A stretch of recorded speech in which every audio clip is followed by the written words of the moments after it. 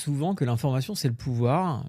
Et c'est vrai qu'en entreprise, cette idée a longtemps nourri une croyance. Pour être bon manager, il faudrait tout savoir, être au courant de tout, tout le temps. Mais est-ce encore vrai aujourd'hui? Ce que je vous propose, c'est de déconstruire un petit peu cette idée reçue et de voir ensemble comment s'organiser pour bien faire circuler l'information dans votre équipe. Je vais aussi vous expliquer pourquoi tout savoir peut nuire à votre efficacité et comment vous pouvez gagner en respect et en impact sans être omniscient. On va commencer par un petit peu de contexte parce que c'est vrai que quand on devient manager, on entend souvent faut rester en contact avec le terrain, le manager doit faire circuler l'information, faut être capable de décider vite. Ces messages, ils entretiennent une pression un peu implicite, celle d'être partout, tout le temps et au courant de tout. Le résultat, c'est qu'on se retrouve à multiplier les points, à répondre à toute heure, à demander du reporting sur tout, en pensant bien faire. Mais ce réflexe produit souvent l'effet inverse de ce qu'on cherche. Avant d'aller plus loin, j'ai une question à vous poser. Et vous?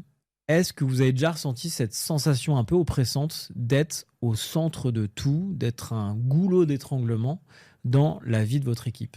Dites-moi en commentaire, ça m'intéresse et puis on continuera la discussion par là-bas. Je vous ai parlé d'effet inverse et je vais essayer de vous expliquer les deux problèmes majeurs de cette posture un peu omnisciente du manager. Le premier est très matériel, c'est un problème de volume d'informations. Avec les outils numériques notamment, le volume d'informations à traiter est colossal. Croire qu'on peut tout suivre, tout décider, tout valider, c'est simplement illusoire. Et surtout, en réalité, c'est dangereux. Surcharge mentale, journée interminable, dispersion, anxiété. À force de vouloir tout suivre, on va perdre en clarté, en énergie et en présence. Le second problème, c'est un problème d'autonomie. Si vous êtes au centre de tout, votre équipe va s'en remettre à vous pour chaque décision. Vos collègues n'osent plus tester, prendre l'initiative, avancer seuls. Résultat, vous devenez un véritable goulot d'étranglement. Et vos collègues n'apprennent plus à gérer, à prioriser et à se responsabiliser. Au final, vous vous épuisez et eux se démotivent. Pour sortir de cette logique, je vais vous proposer une grille de lecture simple mais diablement efficace que je partage avec les managers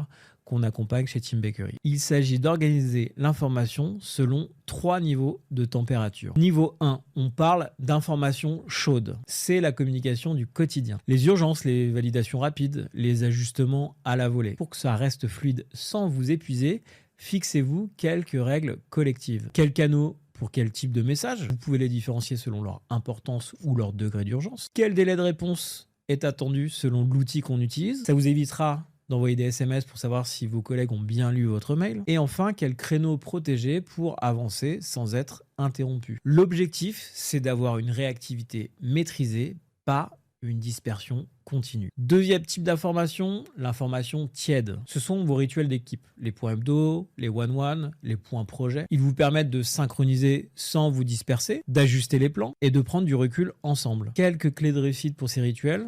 Le premier, c'est de les préparer en amont. 2, c'est de responsabiliser vos collègues. Un point individuel efficace, c'est un point individuel co-construit. Et enfin, c'est de maintenir leur fréquence pour capitaliser au fil du temps. Par exemple, éviter de se retrouver au moment des évals annuels sans vraiment avoir eu du suivi tout au long de l'année avec votre collègue. L'objectif de la bonne gestion de cette information tiède, c'est de créer du lien régulier, de la clarté, sans se surcharger de travail. Enfin, le troisième type d'information, c'est ce que j'appelle l'information froide. On parle aussi de mémoire collective de votre équipe, ce qui va regrouper en fait tous les savoir-faire et toute l'expérience accumulée par chacun de vos collègues. Ce peut être des templates, des méthodes, des retours d'expérience, des outils maison. Ici, les clés de réussite sont les suivants. Créer une base de connaissances partagée, encourager chaque membre de l'équipe à contribuer et ritualiser des moments de retour d'expérience. L'objectif, c'est de faire monter tout le monde en compétence sur le long terme et surtout éviter les points d'ajustement continu simplement parce qu'on n'a pas bien partagé l'information. En conclusion, vous l'aurez compris, de mon point de vue, non, vous n'avez pas besoin d'être au centre de toutes les informations pour bien manager votre équipe et pour être respecté par vos collègues. Votre rôle, c'est de créer un cadre de circulation de l'information, de rendre chacun autonome dans son périmètre et de concentrer votre attention sur les décisions qui comptent vraiment. Si le sujet vous intéresse, dites-le moi en commentaire. Je pourrais creuser chacune de ces 3 températures d'information. J'espère que ça vous a été utile. À bientôt.